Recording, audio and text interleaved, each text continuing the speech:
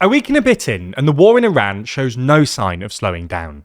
Both sides have continued to attack energy infrastructure, with Israeli strikes on oil storage facilities in Tehran giving way to apocalyptic scenes over the weekend. And on Saturday, the US allegedly hit a water desalination plant on Qeshm Island, sparking retaliatory strikes by Iran on another desalination plant in Bahrain, and pushing the wider region to the brink of an acute water crisis. Nonetheless, despite these rapid and dramatic escalations, neither the US or Iran are showing any interest in de-escalation. Over the weekend, Trump announced on Truth Social that there would be no deal with Iran except, quote, unconditional surrender, while Iran withdrew what looked like a proverbial fig leaf offered by President Pezeshkian, who had signalled on Saturday that Iran could stop attacking its Arab neighbours, but walked his own comments back only a day later after Trump claimed they were proof that Iran had, quote, surrendered. This de facto stalemate has left the Americans and Israelis scrambling for new ways to ramp up the pressure on the regime, and their attention has duly turned to Kharg Island, a small 5-mile strip of land roughly 15 miles off the Iranian mainland that's essentially the nerve centre of Iran's entire oil industry.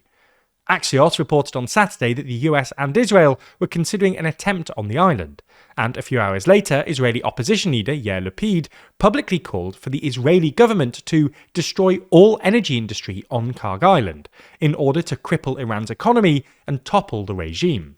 So in this video, we're going to explain the strategic importance of Kharg Island, why the US and Israel are apparently considering an attempt on it, and what might happen next.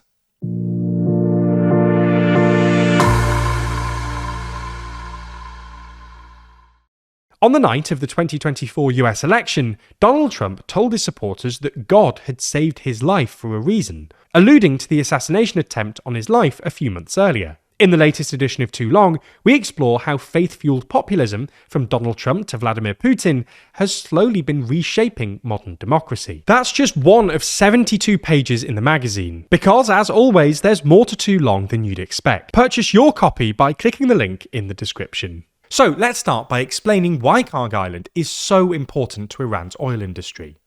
In short, the vast majority of Iran's oil exports are exported via the sea, but most of Iran's coastline is too shallow to accommodate the massive tankers that dominate maritime oil trade.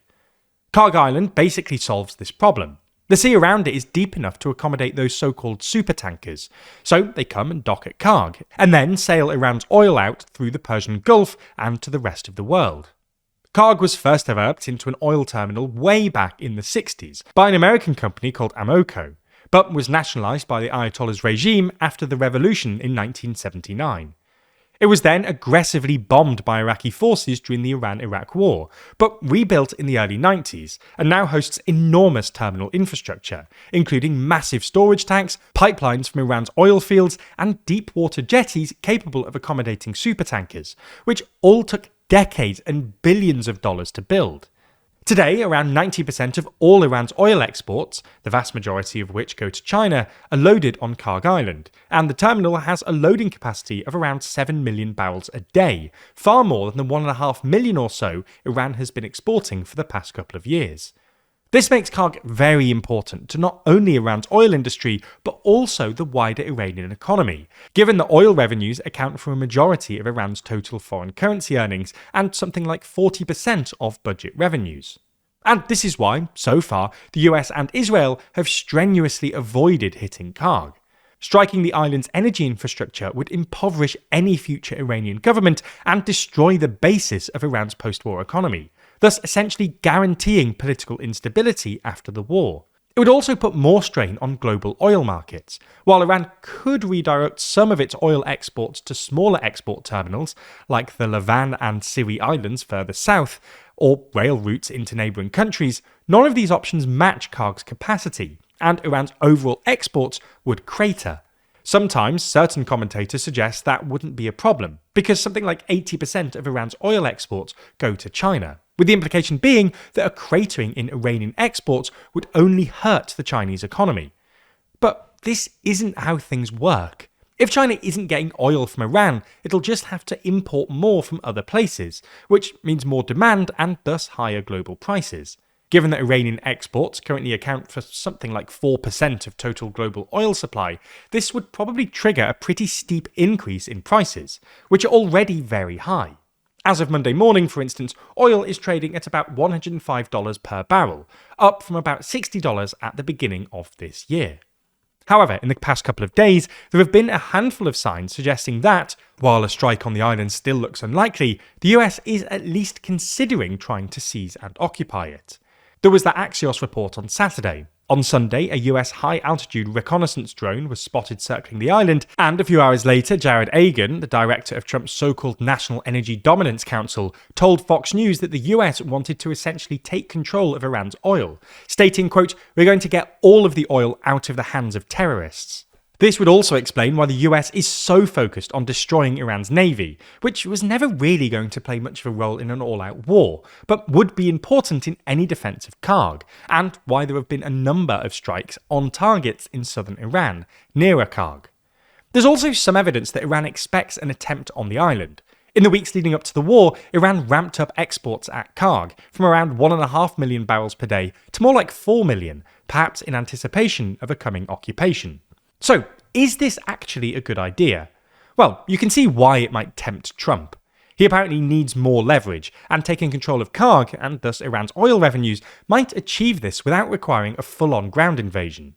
Occupying Kharg would also give Trump even more leverage over Iran's Revolutionary Guard Corps, or IRGC, a hardline militia loyal to the Ayatollah that apparently dominates the Iranian state at the moment. The IRGC rely heavily on oil revenues to pay salaries and finance their military activities. Taking control of Kharg would thus deprive them of much of their funding, and could, in Trump's best-case scenario, tip the balance of power within the state towards more moderate elements. However, an attempt on Kharg would be incredibly risky. Iran would presumably react by stopping all exports via Kharg, or even blowing it up before US troops get there, wreaking further havoc on global energy markets. Even assuming US and Israeli airstrikes continue to degrade Iranian capabilities, US troops on the island would still be incredibly vulnerable to short-range missile and drone attacks, and US casualties would be essentially inevitable.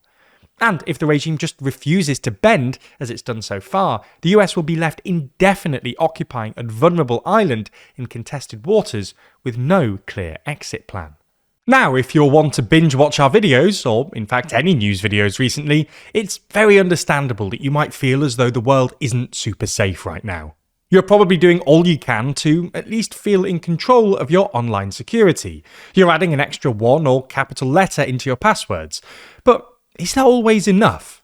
Well, luckily our sponsor this week, NordVPN, takes your safety seriously, and expertly works to protect all of your data online. It's an unfortunate reality that online scams and phishing attacks are on the rise right now. With us getting bombarded by emails from our banks, social media accounts, and constant newsletters we forgot we even signed up to, it's easier than ever to click the wrong thing. But with NordVPN's certified anti-phishing tool, you don't have to worry about your online safety being compromised, as their Threat Protection Pro feature detects at least 85% of phishing websites, blocking millions of scams every single month. Even if one slipped through and you did reach a suspicious website, NordVPN's data encryption tools would protect against a number of other attacks like malicious man-in-the-middle data breaches and intense DDoS attacks. And don't worry, if you're worried about past sensitive information being compromised, NordVPN's dark web monitoring is always scanning for your details and passwords, and can actively notify you before you even notice. Their super handy NordPass feature will even upgrade those old passwords for you and keep them all organised and safe in one place. NordVPN isn't just the fastest VPN on the planet, it's a much needed shield to protect you from all those threats online. So, if cybersecurity is as important to you as it is to us, sign up to NordVPN today. Simply click the link in the description or go to nordvpn.com/TLDR, and not only will you get a massive discount, but you also get 4 extra months totally free. There's no better time to protect yourself. So once again, that's nordvpn.com/TLDR, and it's completely risk-free with their 30-day money-back guarantee.